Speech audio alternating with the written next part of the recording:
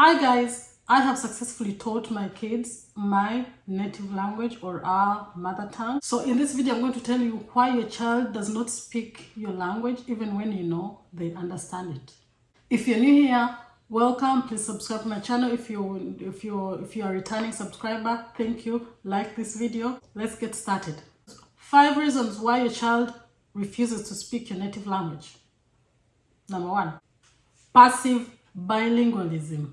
Your child may be able to understand both languages, but only has the oral or productive skills in one language. For example, maybe you live in an English-speaking country, and you'll be teaching your child your native language. You say things to your child understands, they do them, but they cannot speak to you. But when you speak in the majority language where you live, like that's what the child speaks to or responds to. It could be because they are passively bilingual, because passive bilingualism means they hear, they understand, but they cannot like talk back because they don't know how to express themselves in that way. They don't have enough vocabulary, or they don't know how to put the words together. Like the oral transmission of words is hard for them. That is why they don't speak it.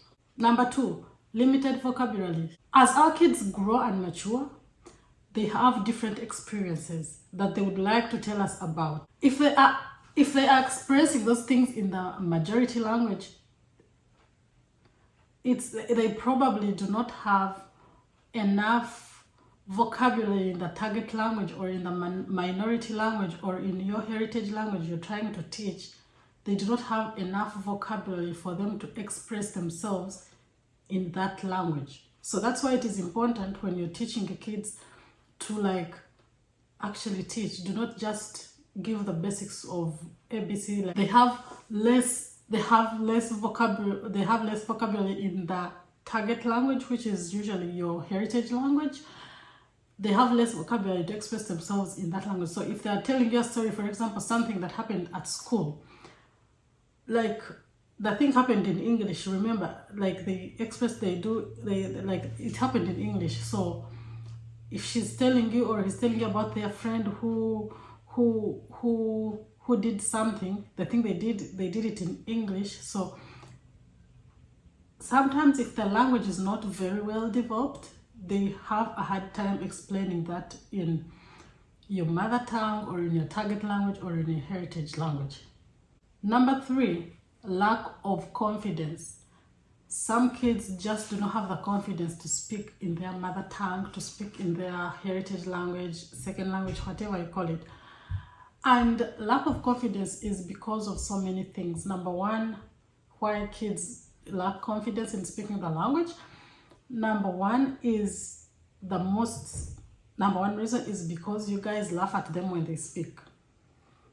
And when they start to grow, when they're older, teenage and beyond, they don't want to be laughed at. So when you laugh at them, they just would rather not speak it than be laughed at. So that makes them lose their confidence. So if you're having kids and you're raising bilingual children, avoid laughing at them. Even if they make a mistake, just correct them in a way do you mean this? Speaking the language you're trying to teach your child, instead of bursting out in laughter and you laugh. So do not laugh at them. Just by the time you're laughing, you know what they are meaning. So just try to correct them, you mean this, speaking that language you're trying to teach your child. Next, point number 4, why your child refuses to speak your language. They don't see a need to. For kids, why spend more energy on something? Why spend more energy if they can get away with something where they spend less energy? This is what I mean. Why spend more energy trying to learn your language or your native language when you're going to translate for them? You get what I mean? Most of you parents, you speak to the child in your native language, and in 2 seconds you're translating. So the child doesn't even pay attention to listen to what you just said.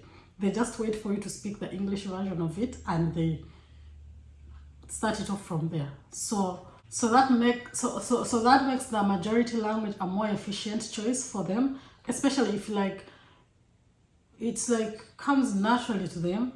So that's why when you're teaching your kids your heritage language or your mother tongue, you have to be strict and intentional. Otherwise, if you're not strict, if you're laissez-faire, you may not be successful, because it's hard, especially if you're living in a country where you are maybe the only source of the language, or just a few of your friends who are not even their age mates. They're not their age mates. So you have to be very intentional, because for sure they don't see a need of speaking the language, because they don't live wherever that language is from. So since they live here where they speak the majority language and they know the majority language, for them as kids, they don't see the need of it.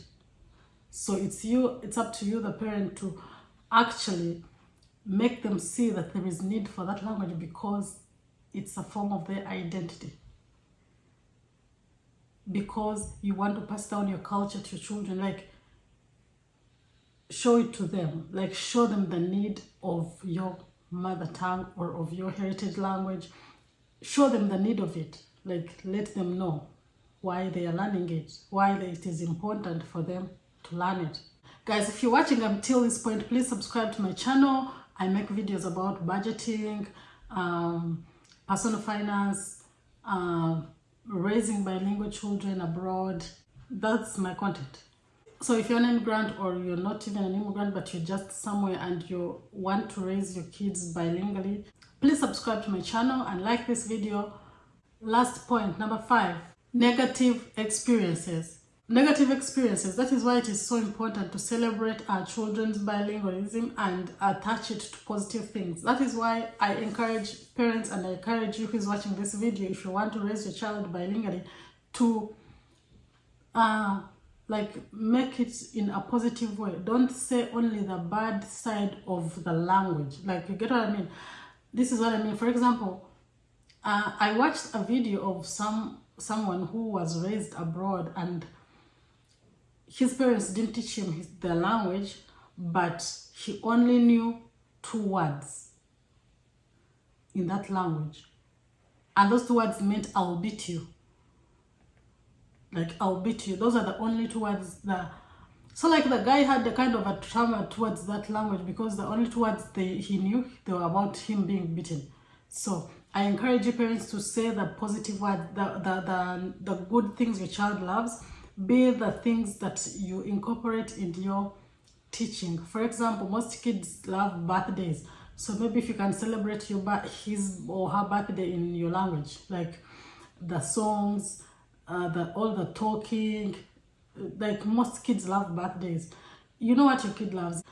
Whatever your child loves, do it in your mother language. If your child loves seeing animals, go and see those animals at the zoo, but name the animals in your language. If your child loves to go to the farm, go to the farm, but while you're at the farm, when you go, name the animals, the crops, whatever you see at the farm in your language. Attach them to good experiences, not experiences of when you're beating your child. No, attach them to good experiences. That is why I asked one of the most people here say, "Oh, I would love to teach my children my native language so that I can discipline them in public." That is a very wrong reason for teaching your children your native language. It's very wrong. That's not the reason. The reason should not be because you want to discipline them in public. No, it should be something more than that. It should be something positive, not something negative.